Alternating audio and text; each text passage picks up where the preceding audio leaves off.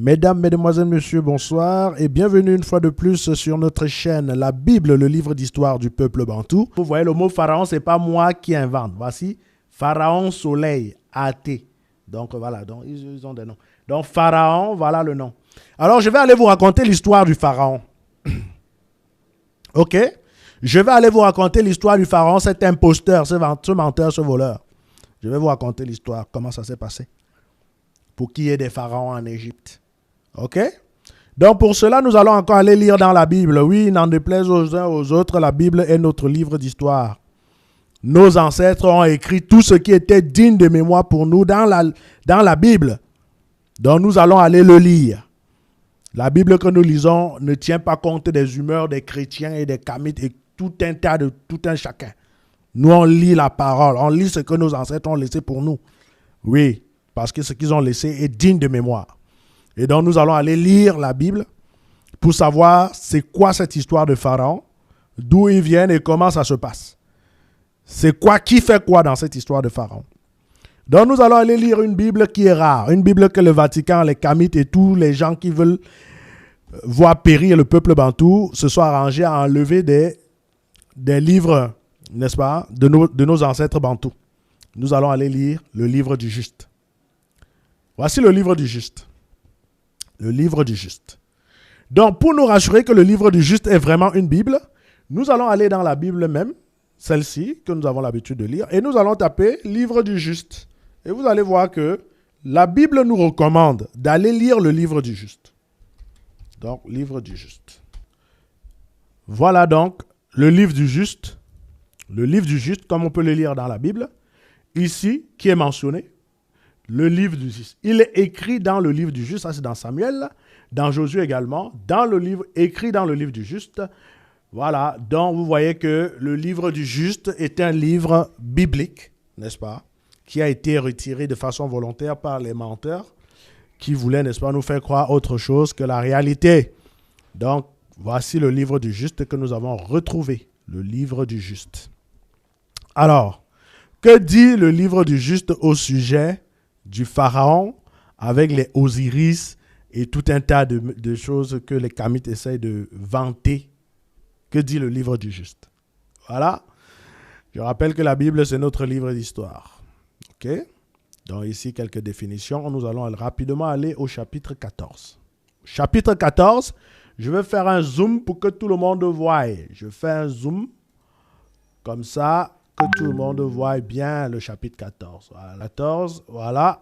On est ici dans le chapitre 14. En ce jour-là, il y avait dans le pays de Shinar un homme sage qui avait la compréhension dans toutes les sciences.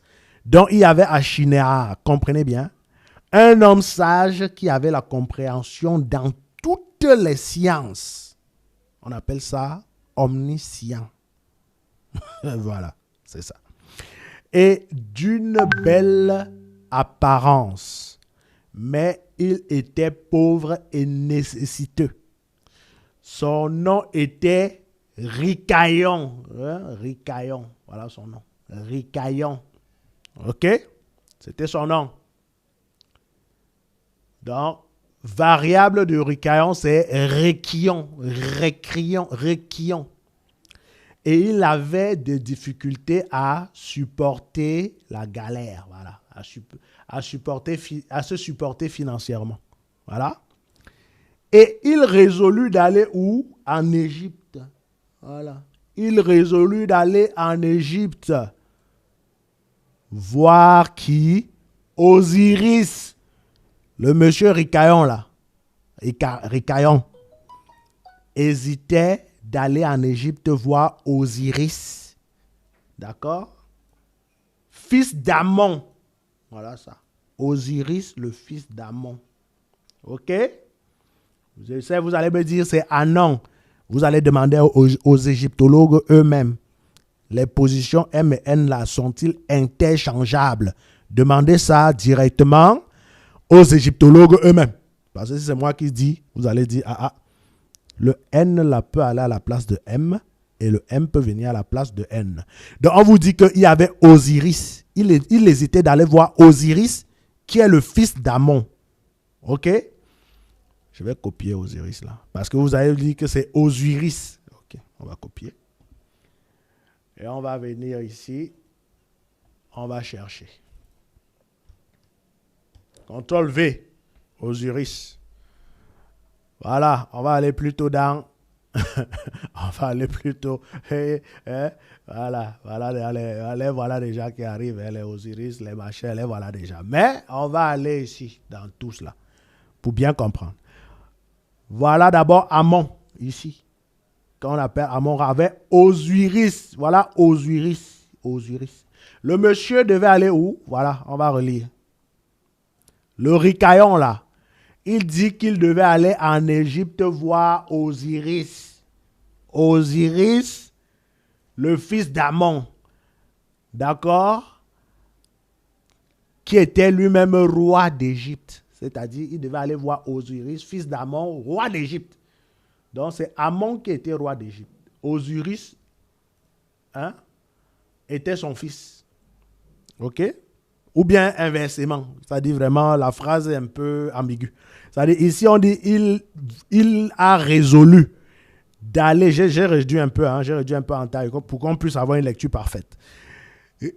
Ricaillon a résolu d'aller en Égypte voir Osiris, le fils d'Amon, roi d'Égypte, pour montrer au roi sa sagesse, c'est-à-dire que son omniscience, il connaît tout. C'est Ricaillon, hein? Ricaillon.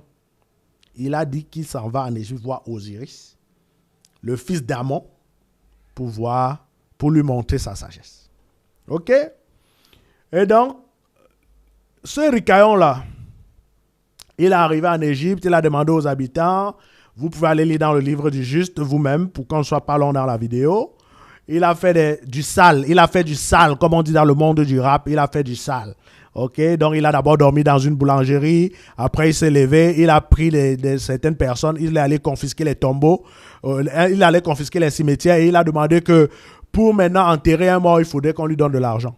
À lui, le pauvre type, le blédard, le gars qui n'avait rien, le baveux, hein, le crevard. Il a demandé maintenant la taxe aux gens avant d'enterrer leur mort. OK? Et donc, alors, son entreprise a marché longtemps et comme le roi, lui, sortait une seule fois, c'est-à-dire ce Osiris-là, il sortait une seule fois dans l'année pour juger les Égyptiens. OK? Comme il sortait une seule fois dans l'année pour juger les Égyptiens, alors, en faisant cela, il s'est fait comprendre, il s'est fait, son écho arrivé aux oreilles du roi. Et le roi a demandé qu'on lui fasse venir. Et donc, voilà comment Ricaillon est venu. Il a envoyé les biens au roi, puisqu'il avait déjà arnaqué tout le monde. Il a envoyé les biens au roi, et le roi était étonné, et comme il dit, et cela plus grandement au roi, et il s'émerveilla de cela. Et lorsque Ricaillon s'assit devant lui, le roi lui demanda concernant toutes ses actions, et Ricaillon parla de toutes ses paroles sagement devant le roi, ses serviteurs et tous les habitants de l'Égypte. Et lorsque le roi entendit les paroles de Ricaillon et sa sagesse, souvenez-vous, l'homme sage, Ricaillon trouva grâce à ses yeux, et il rencontra avec grâce et bonté les serviteurs du roi. OK. Donc, maintenant le roi dit à Ricaillon, ton nom ne sera plus Ricaillon, mais Pharaon. Alors voilà ça. OK. Pharaon sera ton nom. Donc, le roi là, Osiris, ou bien Amon, entre les deux, je ne sais pas, l'un était roi, je ne sais plus trop. Ok, vous voyez qu'on a dit qu'il s'en va voir Osiris, fils d'Amon, roi d'Égypte. Je ne sais pas entre les deux qui étaient rois, mais en tout cas, ils étaient au sommet. Et donc, le roi, soit Osiris, soit Amon, dit à Ricaillon que ton nom ne sera plus Ricaillon, mais Pharaon. Pharaon, c'est-à-dire le gars qui a bloqué les tombes pour faire payer la taxe. Il a tellement plu à un roi malhonnête. Un roi malhonnête, il n'y a pas d'autre mot. Le roi était trop content, il a dit, ah oui, ça c'est le genre de personnes qui me feront pour taxer surtout, même sur l'air. OK? Et donc, il a dit, je ne vais plus t'appeler Rikayon, je vais t'appeler maintenant Pharaon. Pharaon sera ton nom. Ça, c'est le livre de nos pères. Ce n'est pas vos histoires de Omotunde et puis vos trucs. Ça, c'est le livre de nos pères. Si vous voulez, vous croyez. Si vous voulez, vous ne croyez pas. C'est pour nous. OK? Donc, voici notre vérité. Donc, Rikayon, maintenant, son nom a changé, c'est devenu Pharaon. Depuis que tu exiges une taxe pour les morts, ça dit que le roi dit que comme tu exiges une taxe pour les morts, c'est pour ça qu'on va t'appeler maintenant Pharaon. Et il appela son nom Pharaon. Voilà. Donc Rikayon, c'est le premier pharaon d'Égypte. Il est devenu pharaon. Mais Pharaon, ce n'était pas le roi, c'était le gouverneur. Pharaon, c'est un titre de gouvernorat. OK? Puisque nous, Bantous, avons été pharaons en Égypte par le biais de Joseph. Joseph a été gouverneur. Et c'est Joseph qui a fait les plus beaux jours de l'Égypte. Pendant 14 ans, il a fait les plus beaux jours. L'Égypte n'a jamais connu des beaux jours que pendant la période où Joseph était pharaon. OK? Donc, voilà. Et le roi et ses sujets amenèrent Rikayon sagesse et tout. Retenez bien toujours que le Rikayon, hein, il est surtout connu pour sa sagesse. Parce que vous allez voir par la suite ce que je vais vous démontrer. Donc, et ils consultèrent les habitants d'Égypte pour le faire gouverneur. C'est-à-dire après l'avoir nommé pharaon, parce que pharaon était juste le titre de celui qui taxe les morts.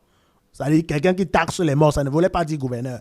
C'est après maintenant qu'on a fait de lui le gouverneur sous le pouvoir du roi. OK? Donc, être gouverneur n'avait rien à voir avec être pharaon. OK? C'est lui, le Rikayon, là, qui va donc dire que tous les gouverneurs sont désormais appelés pharaons. Donc, on va le lire.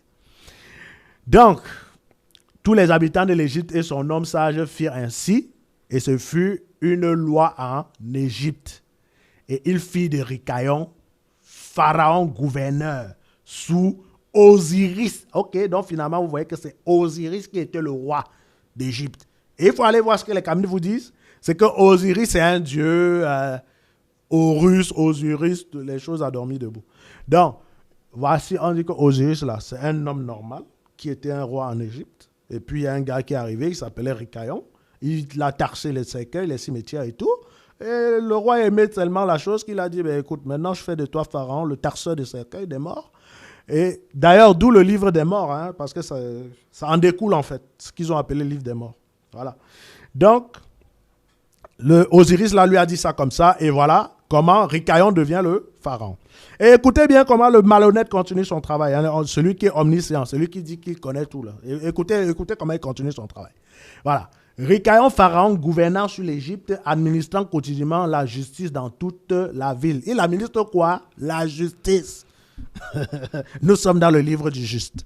On va voir s'il administre la justice. Parce que le juste qui parle là, c'est le Christ lui-même. Voilà. Donc, quelqu'un qui n'est pas content, les Kamites a dormi debout, tu n'es pas content, tu prends la porte. Nous, on dit ce qui est ici. Le livre du juste, ce n'est pas la blague. C'est le livre du Christ. C'est lui-même qui parle ici. Voilà. Donc, Rikayon pharaon gouverneur administrant la justice. On va écouter la justice de Rikayon. Mais Osiris, le roi jugerait les gens du pays une journée dans l'année. Comme je vous ai expliqué, en fait, il fallait le lire un peu plus haut. Et comme je ne veux pas que la vidéo dure, mais je sais que cette vidéo va vraiment prendre du temps. Donc, il juge une seule fois dans l'année lorsqu'il sort pour faire son apparition. Ça dit, c'est tout ça, tout cet aspect mystique qui fait que les Kamites là disent que Osiris c'est un dieu. La Bible nous dit que Osiris, ça, c'est pas un dieu. C'est un monsieur qui est là. On le connaît, on le voit tout le temps. Il vient, il juge les gens normaux. OK? Donc, maintenant, et tous les habitants de l'Égypte, tous les Égyptiens, ils ont aimé, hein, c'est-à-dire, quelqu'un est venu les taxer et tout, et ils ont aimé parce qu'ils aiment le faux. C'est les faussaires, ils aiment le faux. OK? Donc, et tous les habitants de l'Égypte l'aimaient grandement. Rikayon pharaon. OK? Rikayon pharaon. Pharaon, à ce moment, qui veut dire le taxeur des morts. Celui qui taxe les morts. OK. Et non celui qui veut dire gouverneur. Donc, à un moment donné, je crois qu'il a eu honte du mot. Et vous allez voir ce qu'il a fait. Et il fit un décret. Lui, Rikayon, il fit un décret d'appeler chaque roi qui régnait sur eux et sur leur descendance en Égypte, Pharaon. OK? Donc maintenant, lui qui était censé être gouverneur, il a techniquement usurpé la chose et s'autoproclamé roi dans un système, comme on dit en football, 4-4-2 classique. C'était mafieux. Il a trouvé l'astuce. Et maintenant, au lieu d'être gouverneur, il dit que c'est roi. Lisez bien, hein? Tout se trouve dans le détail. Il fit un décret d'appeler chaque roi qui régnerait sur eux et sur l'Égypte, et sur eux et sur leurs descendants en Égypte, Pharaon. Voilà. Du coup, Osiris devient pharaon. Et lui aussi un pharaon. Voilà. Puisqu'il est pharaon natif, parce que on l'a appelé comme ça. OK. Donc, tous les rois qui ont régné en Égypte depuis ce temps furent appelés pharaons jusqu'à ce jour. OK? Donc, vous voyez qu'il y a une certaine ambiguïté qu'il a créée entre le roi qui était Osiris et le gouverneur qui était lui, au titre de pharaon. OK? Mais nous, on va garder la posture de que, sachant que les Égyptiens eux-mêmes disent que Osiris, les Amon, tout ça sont des dieux, dont le roi en question, c'est le gouverneur, qui est ce Ricaillon. Mais vous allez voir un truc très important. C'est ici, quand on va aller chercher ici, le nom. On va d'abord revenir dans le livre du Juste. On va repartir au début, là où on avait donné le nom de ce monsieur. Parce que c'est là où tout commence.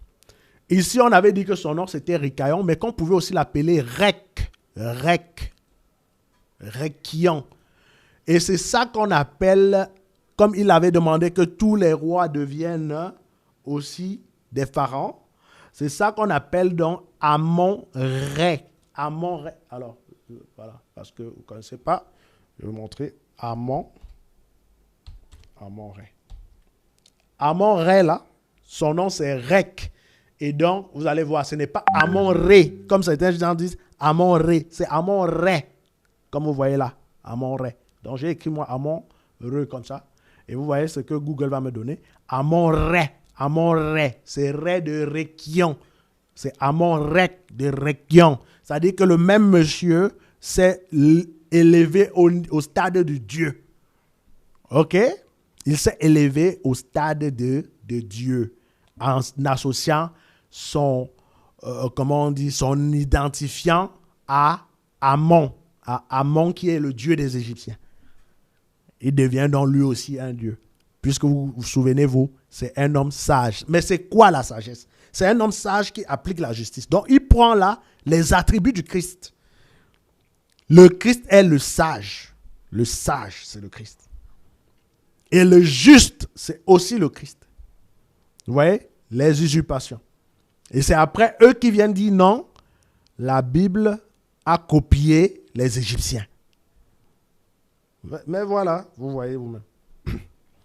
Il se fait appeler le sage et il ne pratique pas la justice. Alors, je vais vous montrer ici, dans le... Je vais vous montrer ici, voilà, quand on l'a nommé Pharaon, après avoir taxé tout le peuple, hein, voilà. Après avoir taxé tout le peuple, je vais vous montrer quand on le nomme Pharaon. OK. Après avoir taxé.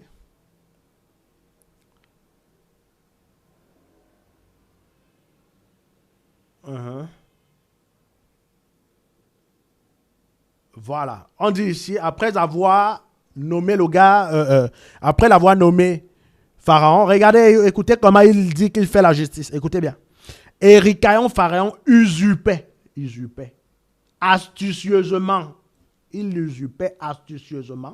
le gouvernement de l'Égypte. Voilà ça. Et le pharaon usurpait astucieusement le gouvernement de l'Égypte. C'était un voleur. Ce pharaon, c'est un voleur. Voilà quelqu'un qui vous dit qu'il faisait la justice. Hein? Il faisait la justice. Voilà, on vous dit qu'il l'usurpait. Alors, en quoi faisant? Il exigeait une taxe pour tous les habitants d'Égypte. Et la taxe là entrait où? Dans sa propre poche, puisqu'il usurpait. Quand on dit précise qu'il usurpait, ça veut dire le gouvernement ne voyait pas ça. Et il prélevait. OK? Donc, voilà l'histoire de votre pharaon qu'on veut mystifier. Et voilà, donc, pharaon. Et là, vous voyez qu'il a même ramené son nom. Ici, c'est ce que le règle là que vous avez vu. C'est parce que c'est un Sénégalais, le mec. C'est un Sénégalais, il faut le dire. Voilà. C'est les gens qu'on appelle aujourd'hui Sénégalais. Il faut le dire. Le voilà. Le rec que vous voyez là, c'est ce que les Sénégalais chantent à longueur de journée. Rec, rec, rec. Eh ben rec, ben des rec, ben des rec, rec. C'est ça ici. C'est le rec de Rekion. Et ici, dans la recherche, c'est le ré, Amon ré. Donc ça, c'est, on va dire en égyptien ancien, qui est devenu aujourd'hui rec, qui est la bonne prononciation. C'est Amon rec. Amon rec. C'est Amon rec de Rekion. OK? Voilà. Et tous ces gens, ils racontent souvent des conneries. Contrairement au Bantou que je vous ai montré, que malgré qu'il y ait plusieurs lieux de Dieu, il y a un seul Dieu. Regardez chez les Égyptiens, ils ont le groupe de 3 grands dieux égyptiens. Déjà, ça veut dire, si un Bantou dit même encore qu'il est égyptien, à partir de maintenant, c'est l'enfer qui le guette. Les Bantous ne sont pas des Kamites. Il faut que ce soit clair. OK? Il faut que ce soit clair. Voilà, bref.